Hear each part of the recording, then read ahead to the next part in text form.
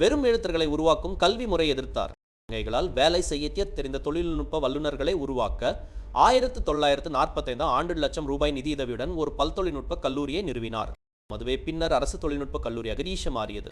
4 ஆண்டு படிப்பை 2 ஆண்டுகளாக குறைக்க அவர் முன்வைத்த திட்டத்தை அரசு ஏற்காததால் அவரே தனது அறக்கட்டளை மூலம் ஜெர்மனி இரட்டை பயிற்சி முறையிலான தொழில்நுட்ப நிறுவனத்தை தொடங்கினார். 1974 ஆண்டு ஜனவரி மாதம் 4ஆம் நாள் தனது 80வது வயதில் இந்த மாமனிதர் இவ்வுலகை விட்டு மறைந்தார். ராமன் குறிப்பிட்டது போல ஜி நாயுடு கோடியில் ஒருவர் மட்டுமல்ல, ஒட்டுமொத்த தேசத்தின் பெருமை. முடிவுரை. சிந்தனை தூண்டல். ஒரு மனிதனின் மறைவோடு அவனது வரலாறு முடிந்துடுவதில்லை. அவன் விதைத்து சென்ற சிந்தனைகளும் செயல்பாடுகளுமே அவனது உண்மையான வாழ்வை நிர்ணயிக்கின்றன. இன்று கோயம்புத்தூரின் ஒவ்வொரு தொழிற்சாலையின் இயந்திர சத்தத்திலும் ஜி நாயுடு என்ற பெயர் ஒலித்துக் கொண்டே இருக்கிறது.